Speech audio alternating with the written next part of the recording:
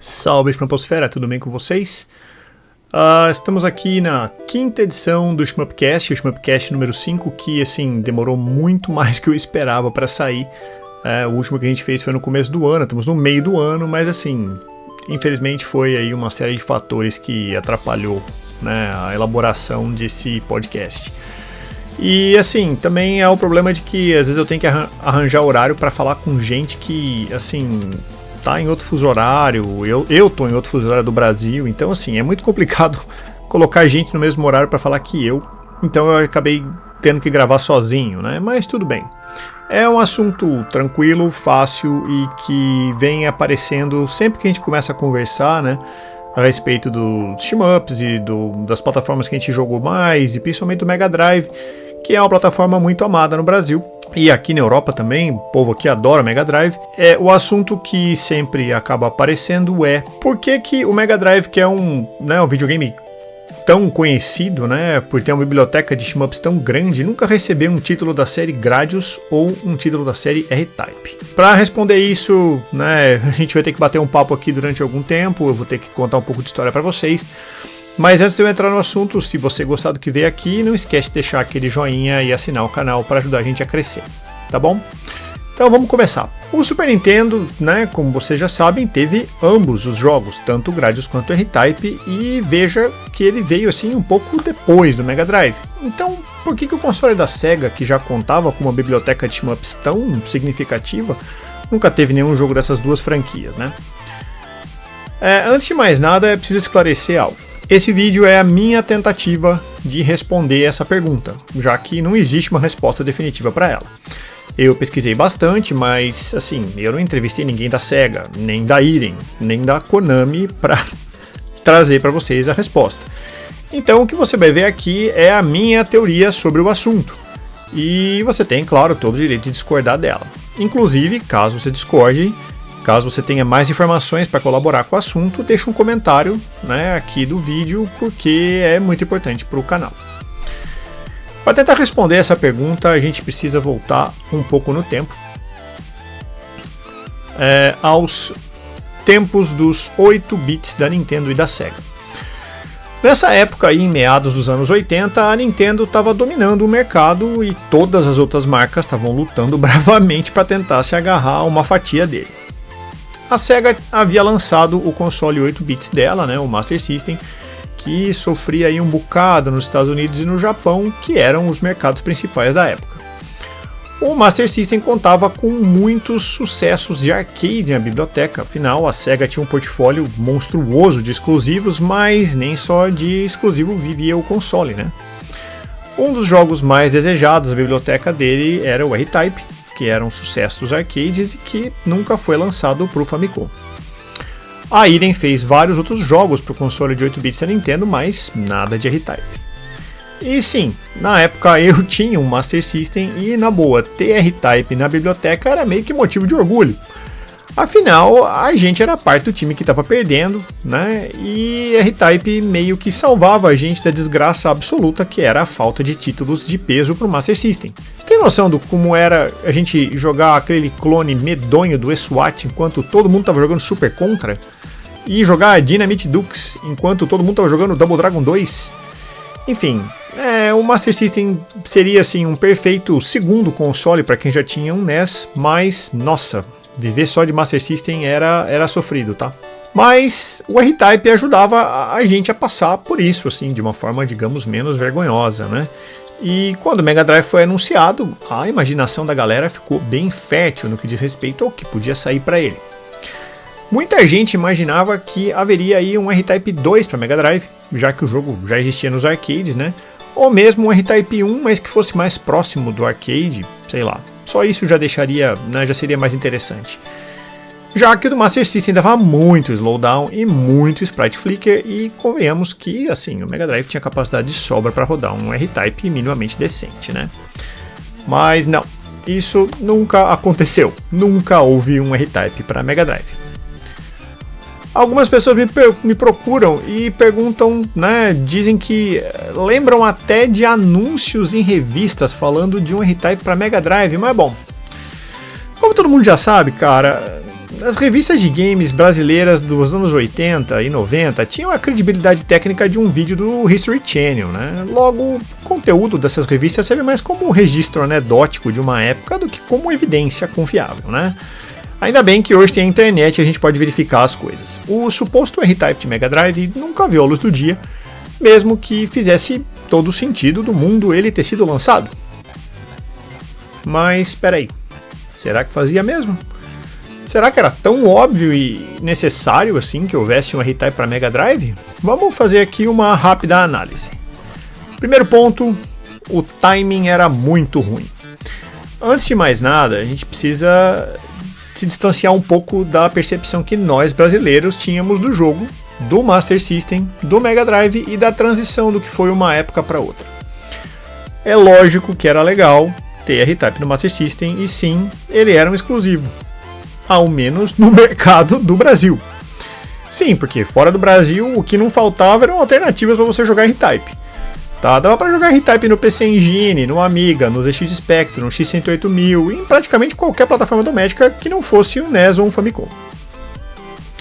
Quando o Mega Drive chegou ao mercado, a proposta dele era trazer uma experiência dos arcades para dentro da casa, coisa que ele fez muito bem. Só que no caso do R-Type, esse jogo já havia sido transportado do arcade para casa por outras máquinas que vieram antes, inclusive pelo próprio irmão mais novo dele, o Master System. Se a Sega tinha estratégia de chocar a audiência, proporcionando que eles jogassem jogos iguais ao dos arcades, se possível ao mesmo tempo que os jogos chegavam nos arcades, o R-Type já tinha ficado meio velho demais. E quem quisesse jogar, ele já tinha jogado, em outras plataformas. Claro que isso não vale para o Brasil, a não ser que você tivesse um GX Spectrum ou um Amiga, ou pior, se tivesse o azar de jogar o R-Type horroroso de MSX. Mas assim, no mundo dos consoles o Master System era a única saída mesmo, já que a gente nunca teve um PC Engine nacional. O segundo ponto é Super R-Type no Super Nintendo. Cara, a Irem já trabalhava com a Nintendo há muito tempo, logo não foi difícil imaginar que logo um R-Type chegaria aos consoles dele, certo? Com o lançamento do Super Famicom, um dos primeiros títulos que foi anunciado foi Super R-Type, que é uma versão remixada do R-Type 2, só que exclusivo para o Super Famicom. A Nintendo, na época, tinha uma política meio predatória com as empresas que desenvolviam jogos para ela. Se você quisesse uma parceria com a Nintendo, você tinha que garantir exclusividade do fornecimento de títulos. E eu não duvido nada que ela tenha abordado a Irem nesses termos, o que faz todo sentido se você é a empresa que está tentando voltar ao topo da guerra dos consoles. Super R-Type, apesar de ser uma versão especial de R-Type 2, era um exclusivo da plataforma, assim como depois o R-Type 3, que veio bem depois. E ao que tudo indica, a Irem havia aí meio que sido fagocitada para dentro do ecossistema da Nintendo, o que dificultaria outros jogos do portfólio dela que viessem a sair para a concorrência. O terceiro ponto é a quantidade absurda de shmup que saiu para Mega Drive. O Mega Drive ele despontou aí desde o seu lançamento como uma plataforma cheia de shmups. Ele era um hardware bastante poderoso para a época, o que facilitava fazer os jogos desse tipo e, assim, os desenvolvedores foram naturalmente atraídos por essas características. O mercado também era muito favorável, já que, assim, do meio para o fim dos anos 80, os shmups ganharam o gosto do público, transformando-se aí, formando-se aí a tempestade perfeita para que isso acontecesse. Em pouco tempo, o Mega Drive estava cheio de shmups à disposição, feito por desenvolvedores grandes e pequenos. E o R-Type, hein? Bom, eu acho que nesse ponto da história ele meio que já tinha virado passado. A biblioteca dos shmups do Mega Drive é muito impressionante até hoje. E na época, considerando-se todos os fatores, se o R-Type fosse lançado e colocado na prateleira ao lado de tantos outros títulos de peso, é possível que ele não vendesse tão bem quanto esperado. Entenda, eu também queria que isso tivesse acontecido, tá? Mas pense como um executivo que vai gastar dinheiro para produzir um jogo que pode simplesmente não vender, simplesmente porque o gênero em si na plataforma estava muito saturado. Então acabou não rolando.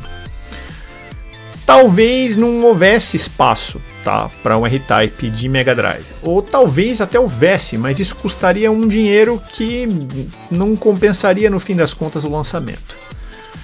Mas não pense que isso é algo que ficou muito longe de acontecer, tá? O Mega Drive quase teve um R-Type na biblioteca, o problema é que não ia ser o 1, não ia ser o 2, ia ser o R-Type Leo. A M2 deu entrevistas aí falando, né, como que foi o período em que eles trabalharam criando jogos para Mega Drive e como eles começaram portando o Gauntlet 4 como um projeto independente e acabaram entrando de vez na indústria, né? Isso tudo pode ser visto no documentário M2 Complete Works, tá, que foi exibido no canal My Life in Gaming, que eu recomendo demais, é muito legal esse vídeo. A história da M2 é sensacional e esse documentário deixa bem claro quão habilidosos, malucos e apaixonados eles são pelo que eles fazem. Nessa entrevista, eles revelam que a M2 tinha interesse sim em desenvolver um R-Type Leo para o Mega Drive, mas que a própria SEGA que rejeitou a ideia, talvez aí pelos motivos que a gente já abordou aqui. Mas imagine que por um segundo o quão legal isso seria, cara. R-Type Leo, que nunca foi portado para plataforma doméstica nenhuma, saindo para Mega Drive feito pela M2. Na boa, tinha tudo para ser um dos ports mais bacanas da plataforma, mas é mais um sinal de que não era tão fácil assim, né, lançar um shmup para Mega Drive naquela época, já, né, com tantos títulos de peso no mercado. Temos que lembrar que não é apenas lançar o jogo, né? Ele precisa se vender, né? E se a própria SEGA, nem a SEGA quis investir no projeto, é sinal de que talvez eles já tivessem identificado que tinha shmup demais para o console deles. Um outro ponto é a falta de suporte dos desenvolvedores, né? E aqui, né, vai um choque de realidade para você. O Mega Drive não vendeu bem no Japão. Sim. Eu sei que você é brasileiro ou americano e nessa altura está se perguntando o que o Felipe usa de drogas, né? Ele tá dizendo que o Mega Drive não vendeu bem, esse cara tá louco, né? O que esse maluco tomou no café antes de gravar nesse vídeo, né? Então calma, companheiro, vamos por partes. Eu falei que ele não vendeu bem no Japão, tá? O Mega Drive se saiu muito melhor em outros mercados, como Estados Unidos, Europa e América do Sul, mas no Japão era onde ele enfrentava a concorrência mais agressiva. Além de ser o quartel-general da Nintendo e de todas as outras gigantes dos eletrônicos que ficavam por lá, né, o PC Engine vendeu muito bem também, chegando até a desbancar o Famicom no fim da vida dele. E o Neo Geo estava ganhando espaço, cara, além de uma infinidade de microcomputadores que sim, os puristas me perdoem, mas cara, eram comprados para ser usados como videogame. Fazer o quê? Todo mundo fez isso, eu também. Então sim, a SEGA apanhou um bocado no Japão. Tá, e com a chegada do Super Famicom, a balança pendeu bastante pro lado da Nintendo e a coisa ficou feia para eles.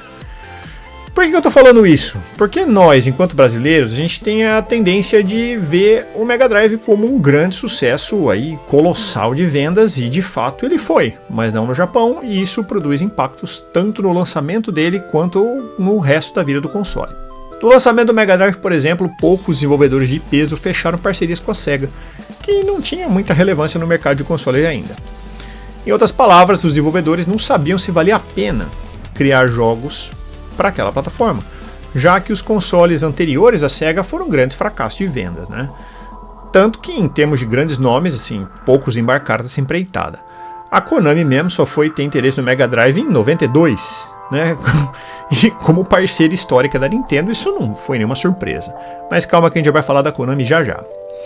O fato é que o lançamento do Mega Drive ocorreu e os desenvolvedores que acabaram atraídos por ele foram quase todos menores.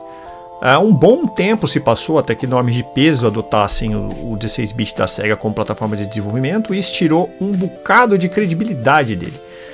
Sob essa perspectiva, quem pode culpar a Irem por ter pendido para o lado da Nintendo? Em termos de negócios, era coisa óbvia a se fazer. Aliás, diga-se de passagem, sabe aquele R-Type de Master System que todo mundo adora? Aquele jogo não foi programado pela Irem. A Compile, sim, a mesma de Zanak e Aleste, foi quem programou aquele R-Type. Por causa da familiaridade com o hardware de MSX e o Master System sendo uma máquina próxima em termos de hardware, a Compile foi o responsável pelo projeto. Aliás, tá cheio de jogo programado pela Compile, mas que não leva o nome deles, e esse é só talvez o caso mais famoso. É uma pena que eles não fizeram o mesmo pela R-Type do MSX, mas tudo bem, eu acho que você era mais feliz sem saber que ele existia, né? Ou seja, a Irem não tinha participado muito da vida da SEGA mesmo. Sim, o R-Type de Master System foi feito pela Compile, eles não tinham tradição nenhuma em produzir jogos para o hardware da SEGA, seja o novo ou o antigo. Por que eles iam se arriscar, sendo que a Nintendo estava ali, né, toda receptiva e esperando os jogos deles, né, querendo os jogos deles no portfólio deles, né? A escolha foi bastante óbvia ao meu ver. Mas e o Gradius? Por que nunca teve um Gradius para Mega Drive? Bom, essa é uma resposta bem fácil, tá? Porque a Nintendo não deixou. Ou melhor, porque os advogados da Nintendo não deixaram. Né? Não é segredo que a Nintendo é uma empresa extremamente protetora, e sim, eles têm todos os motivos do mundo para ser assim. Historicamente falando, ela é a grande sobrevivente, né, e a empresa mais tradicional entre as tradicionais dos videogames globalmente. Só que tem um porém. O foco da Nintendo sempre foi uma coisa e somente uma: videogame doméstico, console e jogo. Ponto final. Compara com as concorrentes, tá? A SEGA veio dos arcades e criou consoles domésticos, ou seja, era meio que um mercado secundário dela. A Microsoft é uma gigante de TI que resolveu fazer videogame um dia, e o mesmo pode-se dizer da Sony, que ainda tem um portfólio mais extenso do que o da Microsoft ainda. Mas e a Nintendo? Cara, a Nintendo faz console e jogo e só. E o dia que os consoles e os jogos da Nintendo venderem mal, ela tem um mercado secundário que possa aí prover renda para que ela sobreviva? Não, não tem não. O dia que os videogames da Nintendo venderem mal, ela fecha as portas, e simples assim. Tá? E olha que isso quase aconteceu algumas vezes, tá? Por isso que ela sempre foi tão protetora com a marca e com as franquias dela, e tão agressiva em termos de mercado. E bom, lá nos anos 80, a forma que a Nintendo achou de assegurar que a sua fatia de mercado não encolhesse assim facilmente foi metendo contrato de exclusividade em todo mundo. E eu não sei exatamente, tá, como é que esses contratos funcionavam, mas devia haver uma reserva de mercado, tá, uma reserva de tempo no mercado que o desenvolvedor era obrigado a respeitar. Como era, além de tudo, a líder do mercado, você como desenvolvedor também não ia querer assim, se meter facilmente numa briga com a Nintendo, tá? A menos que você quisesse, sei lá, mudar de planos, começar a fazer, sei lá, vender planilha de cálculo em vez de vender jogo, né? Também existem exceções, como foi o caso da Hudson, tá, que eu acredito que tinha uma condição especial aí, tanto com a SEGA quanto com a Nintendo. Afinal, na biblioteca do PC Engine você tinha R-Type, você tinha Gradius, você tinha Afterburner, Space Harrier e Shinobi. Mas, via de regra, né, assinasse com a Nintendo só podia produzir para ela. Nessa história, a Konami não foi exceção. Tá? Aliás, nenhuma das grandes foi. E pode colocar na conta Taito, Namco, Data East, Capcom, praticamente todo mundo.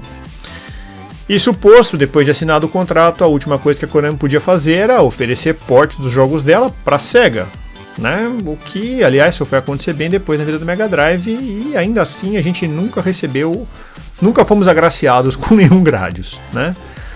Mas é claro que no campo da informalidade e do homebrew a coisa é bem diferente, tá? Existem projetos aí de ports amadores, tanto de Gradius quanto de R-Type, para Mega Drive em andamento, e que mostram que não haviam exatamente impedimentos técnicos que impedissem a realização do projeto. Tá? Se você tiver interesse em acompanhar, eu deixei nos links da descrição aqui os vídeos dos dois projetos. Da mesma maneira, existe também um port não oficial de R-Type para Famicom, chamado Magic Dragon, que também demonstra que o que podia ter sido lançado aí por 8 bits da Nintendo na época, né, se houvesse como, né? Se houvessem formas de contratuais de negócio que permitissem isso, né? Fica aí a recomendação do título para jogar o Magic Dragon, caso haja curiosidade. Ah, e sobre o R-Type de MSX, cara, só fica longe daquilo, tá? Depois não diga que eu não avisei. E era isso, gente. Essa é a minha tentativa de responder essa pergunta, né, que é feita para mim tão frequentemente, e eu adoraria ver qualquer um dos dois projetos prontos. Afinal, não vou ser eu que vou dizer que já tem shmup demais do mundo, né? E se você, né, conhece mais algum projeto ou port que está em desenvolvimento, manda aqui para mim nos comentários que eu quero saber mais sobre isso aí. Se você gostou do que viu até aqui, você já sabe, assina o canal, compartilha o link com os amigos e deixa aqui o seu like para o YouTube permitir que a gente continue crescendo. E desde já, o meu muito obrigado por assistir o vídeo até o final. Abraços e fui!